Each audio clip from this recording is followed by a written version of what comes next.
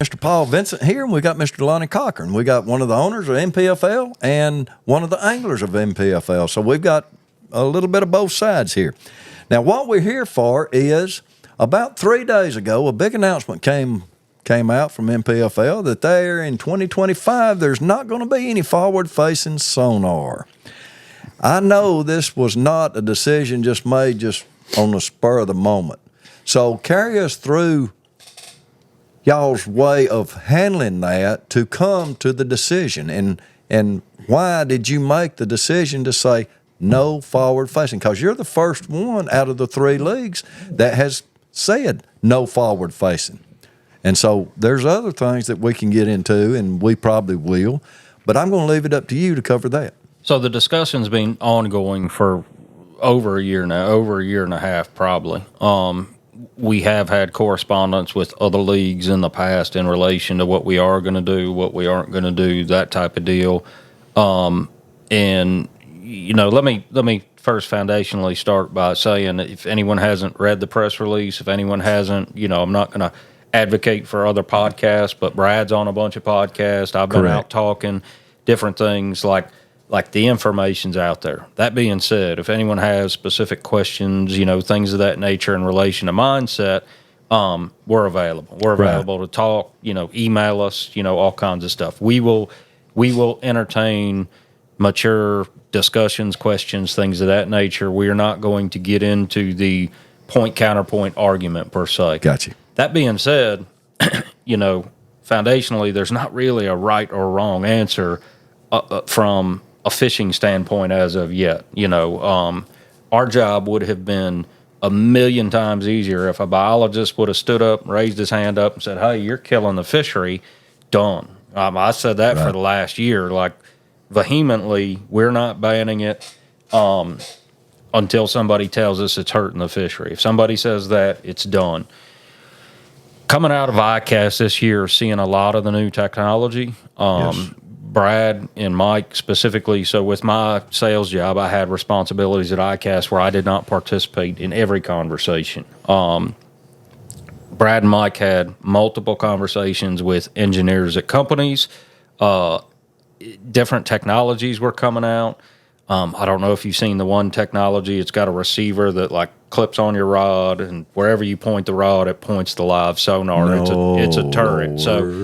So I think through some of the new available technologies and seeing them come to fruition, I think it probably expedited the discussion on the decision, if that makes sense. Mm-hmm. Coupled with some, you know, other events coming out of ICAST and things of that nature, like it put us into a mindset of like, we need to make the decision now. Like we need to have this discussion. And previous to that, it was like, oh, it's important, but it's not killing the fishery. Like we'll get there. You know, we were so focused on everything that we do day to day, scheduling, what the anglers need, things of that nature.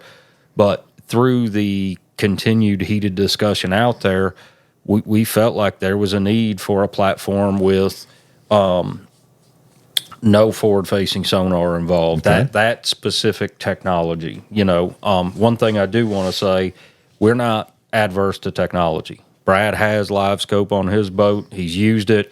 Mike has used it. I've been in boats. I don't currently own a boat, and I've never been kind of electronics based because I don't do it for a living, so I don't have to be.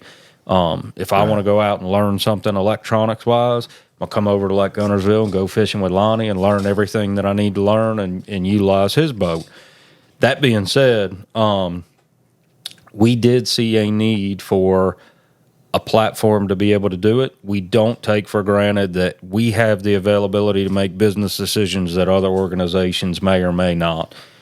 We don't currently have any electronic sponsors. So like that's a big nugget for the other guys. You know, they're in a tough spot. They are. Just like our decision was tough, Bass, MLF, they have a lot of dollars on the table that everybody they have to be accountable for. Correct. And in our scope of what we see as being the correct business decision, I've heard, well, it's a money grab, it's this, it's that. Lonnie will be the first to tell you, we don't get paid. And I'm not saying that to complain. It's what we signed up for.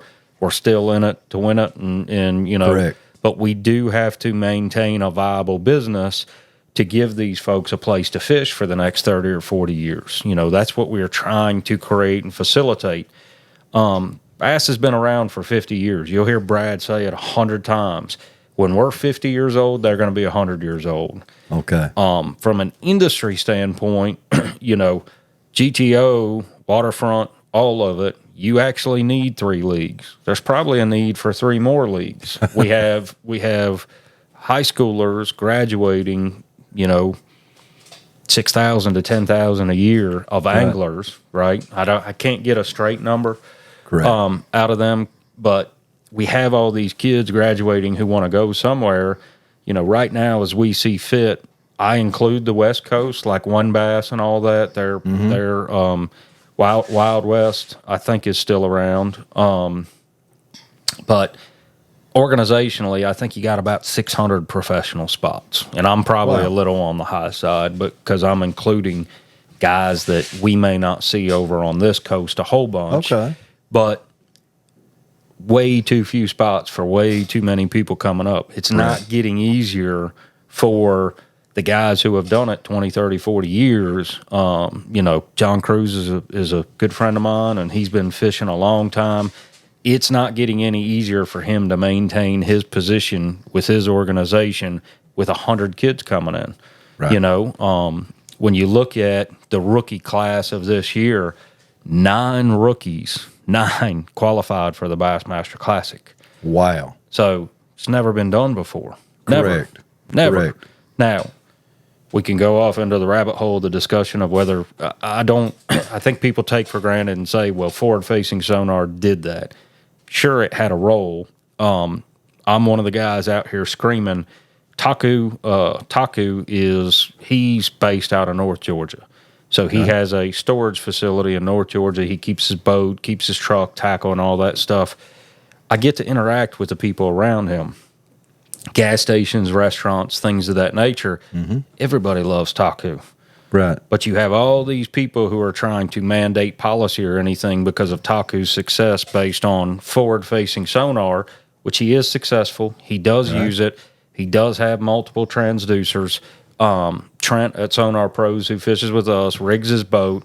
I've gotten into some of the minutia of how he does it, why he does it. That being said, Taku still puts in the work. Exactly. Poor Taku, like everyone says, hey man, it's just the box up front that does it. No, that's not the case. Right. I know for a fact he goes to local areas with specific heavy mats and heavy grass, learning to flip and things of that nature. He's not one-dimensional. Right. And I've said that about the young anglers. There's a lot of very, very good young anglers out there. I saw one in your parking lot. I don't know if he's guiding over here, but as I was pulling in, Andrew Norby was pulling out. Exactly. Very good. I don't know what Andrew's stance on forward-facing is, but I can tell you with his success, he's not singularly dimensional. Right. And I really do not want the conversation of old versus new. I saw Craig Powers, CP Bates posted the other day. He said, one more guy says that old guys can't scope, and I'm going to whoop you 2 at a time. You can scope. I'm 55. I've been doing it for years on Smith Lake.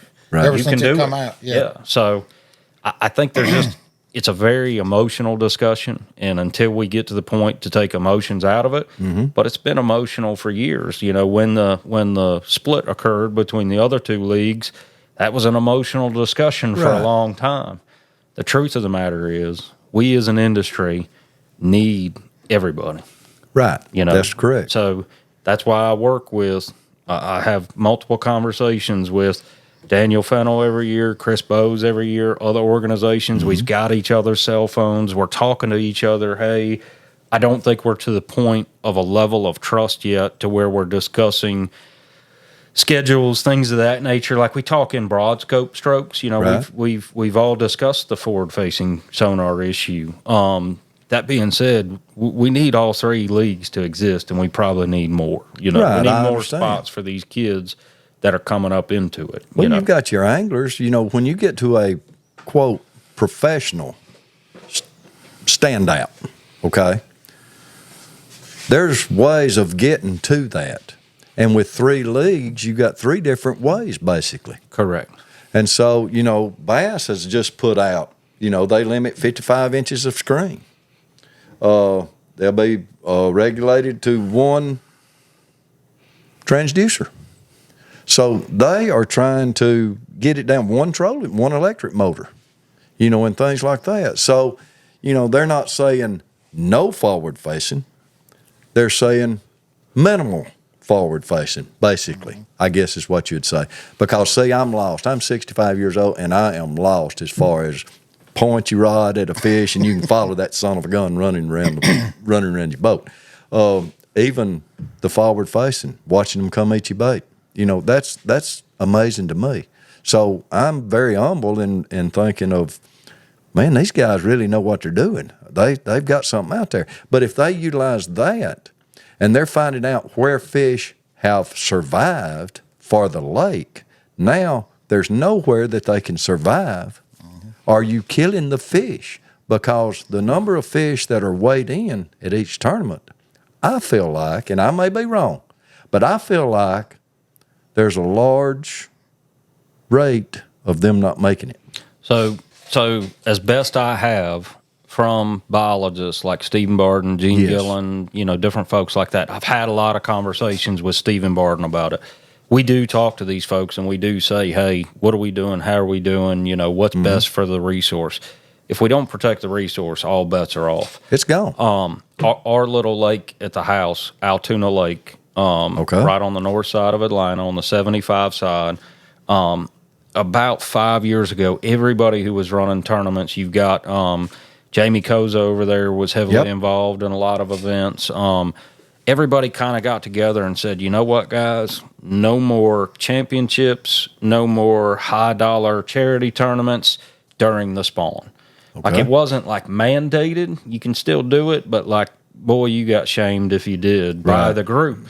I can tell you in 4 and 5 years time frame, those people that spearheaded that mindset, we're already seeing a significant increase both in the number of largemouth and the size of the spots. Wow. I'm not a biologist. I'm right there. I'm a good old boy. You know, I'm just talking from a sheer observation standpoint of what's out there.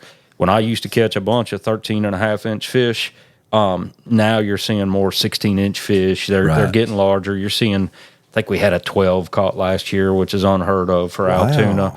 Largemouth population has definitely increased. That's just the industry as a group around that lake saying, hey, guys, we got to do something. You know, we got to do something for the better of the resource. There's more people fishing now. Oh, yeah, way. I mean, I can remember years ago, you had a community of 1,000. There may be 10 boats in that 1,000 community, you know. Right. Now, a community of 1,000, there's 200. Yeah. Right. There's more people on the water daily. Right.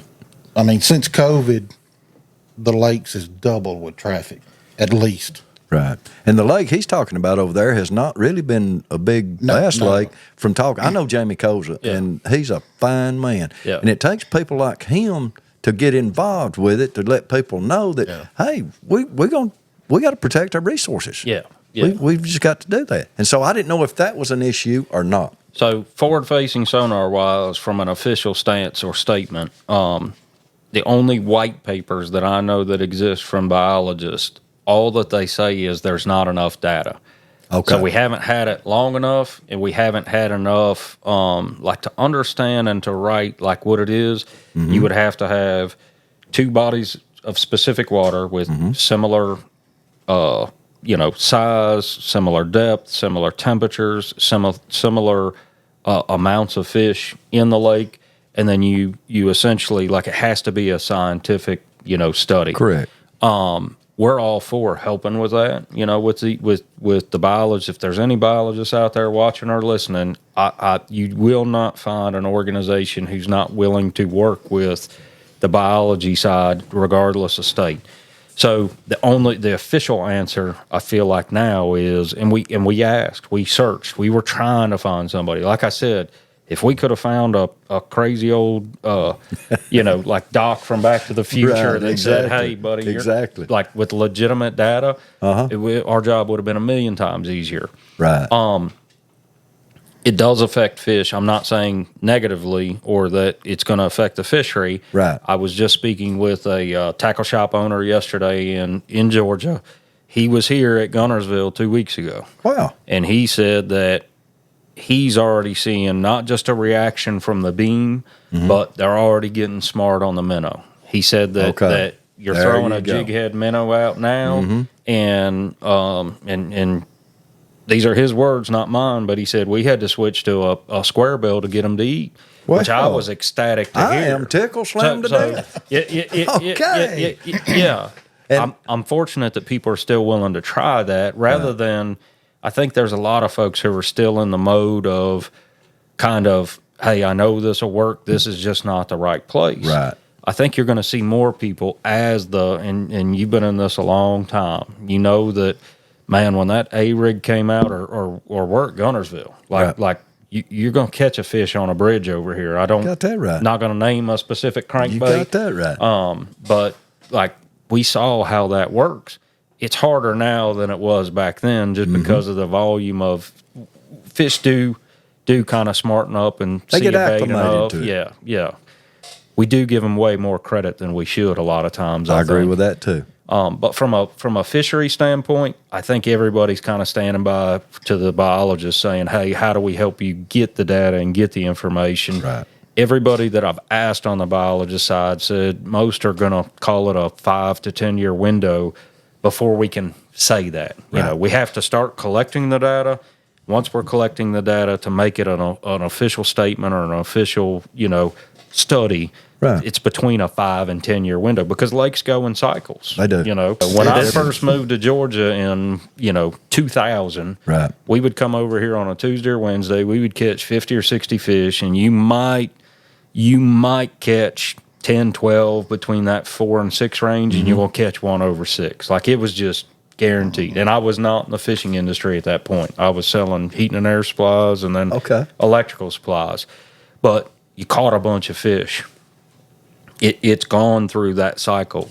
Like you follow in Alabama's gone through a cycle, and I don't think it's back as strong as Gunnersville is, but Gunnersville is back, and I think that other than the trying to find ways in and around the eelgrass, how are you going to catch them in and around the eelgrass? He can. Well, there's lots of ways to do it, but you have to go back to throwing a spinnerbait. You're not going to be able to fish the medium to deep size crankbait. That's correct. Like you could 8 years ago. That's right. Top water's hard to fish it a lot of times. Yeah. I mean, there's so much floating eelgrass. It dictates what you can fish with. Correct. Or if you can fish, you may have a school of 100 fish sitting on one spot. If you pull up and it's a mat of eelgrass, there's nothing you can do but leave and come back later. Yeah. I mean, that's it. And frog fishing's always going to be good, but you come over here in late October, you see so many trails and so many blow-ups and everything else. It's just pressure. But at some point, you're going to come back over here and wreck them on a frog. No question, no doubt about it. And then that could be this year. Not trying to give away all your secrets. We've got a lot of grass and a lot of good mats this year that we haven't had in the past, and we've got a lot of fish. Yeah, and forward facing has allowed people to get out from the eelgrass and catch fish. Yes. But, as long as it's not hurting the fish population, and, it can be something good. But does it need to be, this is the question, we're fixing to go to break, does it need to be part of a professional league? In other words, aluminum bats, wood bats, okay? That's, college ball and professional ball. Motors in racing. Can you just make whatever you want? Can you buy yourself your best engine to outrun everybody else? There's limits put there.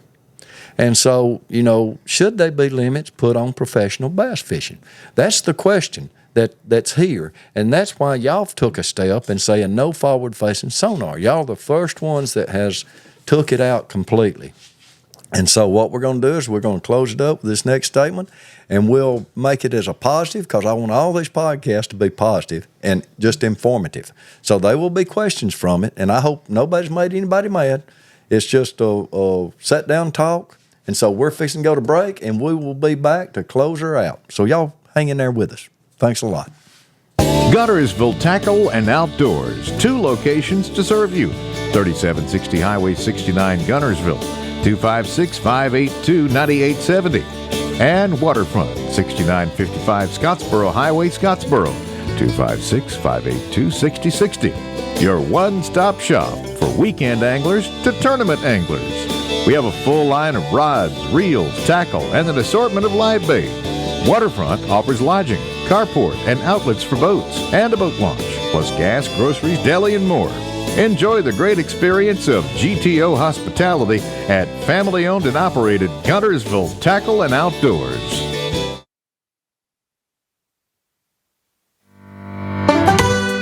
Welcome to Waterfront Bay Cabin Rentals, located at 6989 Scottsboro Highway, right outside of Waterfront. You have a beautiful view of the wonderful Lake Guntersville. We have 2 rentals for you to choose from. You have our cabins, which is your bigger option. They have 2 bedrooms, 2 bathrooms, full living room, full dining room, and a full kitchen. Those come with 2 covered carports with power for boat hookup. Our second option is our cottages, which are like a little hotel room. They have 2 queen-size beds, 1 bathroom, and a little kitchenette that consists of a microwave, a coffee pot, and a mini fridge. These come with 1 covered carport for your boat hookup. Give us a call at 256-444-5017 with any questions and to see about availability. Thank you.